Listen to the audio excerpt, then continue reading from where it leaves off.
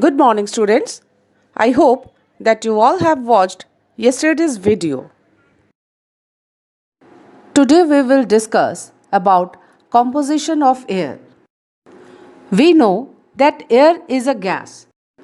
For a long time, people thought that air was just a single gas. बहुत पहले लोगों का ये मानना था कि एयर में सिर्फ एक ही गैस है. It has now been proved by experiments that air is not a single gas. Air is a mixture of many gases. बाद में बहुत सारे एक्सपेरिमेंट्स के थ्रू पता चला कि एयर में सिर्फ एक ही गैस नहीं, ये बहुत सारे गैसेस का एक मिक्सचर है. Air is mainly a mixture of nitrogen and oxygen gases with small amounts of carbon dioxide gas, water vapor, helium, argon, dust particles and certain other impurities. Air में सबसे ज़्यादा नाइट्रोजन होता है. Nitrogen 78%, oxygen 21% and rest of the 1% is consist of carbon dioxide, argon, water vapor, dust particles, helium and other gases. और इस 1% में carbon dioxide सिर्फ 0.03% होता है.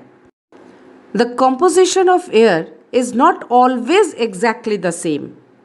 It changes slightly from place to place and season to season. For example, the air over industrial areas usually has a higher amount of carbon dioxide than the air over open spaces or forest areas.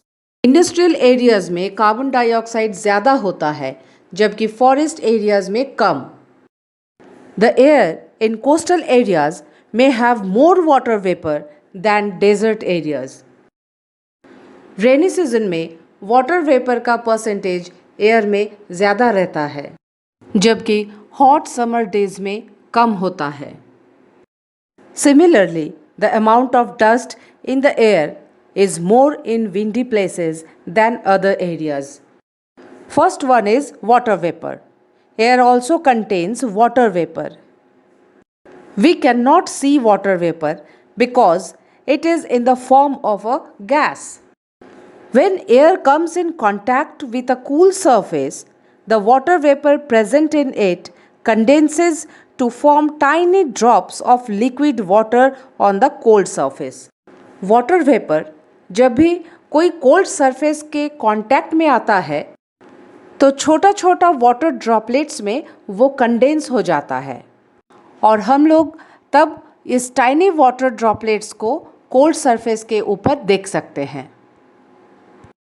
Water vapour comes into the air from the evaporation of water present on the earth. Ponds, lakes, rivers, oceans, ये सारे water bodies से evaporation के through water vapour air में mix होता है और plants जब transpiration करता है तब भी वाटर वेपर स्टोमाटा के थ्रू एयर में मिक्स होता है. The presence of water vapour in air is important for the working of water cycle in nature because water vapor rises high in the sky along with hot air, gets cooled, condenses to form clouds and then brings rain on the earth. Water vapor water cycle के लिए बहुत ही important चीज़ होता है क्योंकि ये water vapour hot air के साथ ऊपर जाता है, कंडेंस होके क्लाउड फॉर्मेशन होता है और फिर एज अ रेन वापस अर्थ में आता है. Next is dust particles. Dust particles are always present in air. When a thin beam of sunlight enters the darkened room through the small hole, we can see the tiny dust particles moving in the beam of light in the dark room.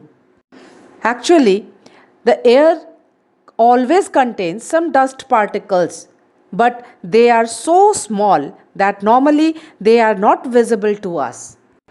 जब कोई dark room में एक छोटा सा whole के through sunlight आता है तो उस सनलाइट के बीम में हम लोग छोटा छोटा डस्ट पार्टिकल्स को घूमते हुए देख सकते हैं.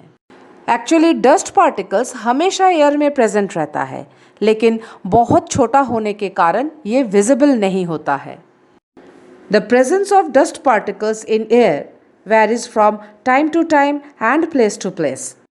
कोई भी ड्राई एरियाज में डस्ट पार्टिकल्स बहुत ज़्यादा रहता है, जबकि फॉरेस्ट एरियाज या फिर ओपन एरियाज में कम रहता है।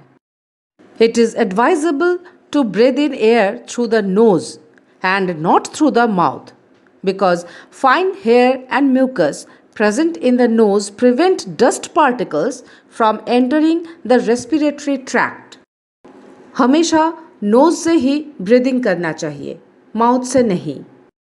नोज में जो फाइन हेयर और म्यूकस रहता है वो डस्ट पार्टिकल्स को रोक लेता है ताकि वो रेस्पिरेटरी ट्रैक्ट में ना जा सके।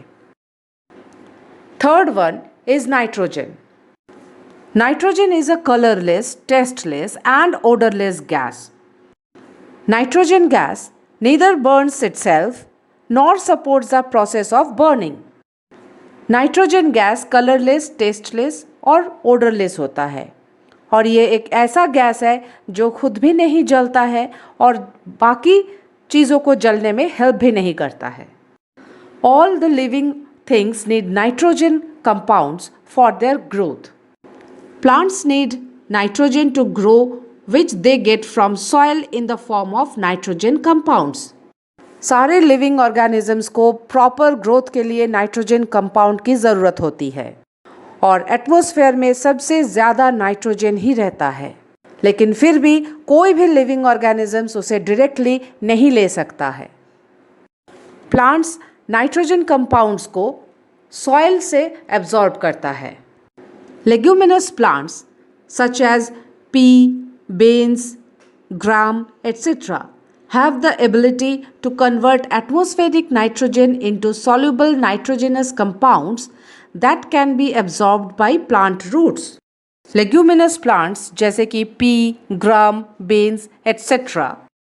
ये सारे प्लांट्स के रूट में राइजोबियम नाम का एक बैक्टीरिया रहता है जो कि एटमॉस्फेरिक नाइट्रोजन को नाइट्रोजनस कंपाउंड में कन्वर्ट करके सॉइल में फिक्स करता है, जिसे प्लांट्स इजीली एब्जॉर्ब कर लेता है।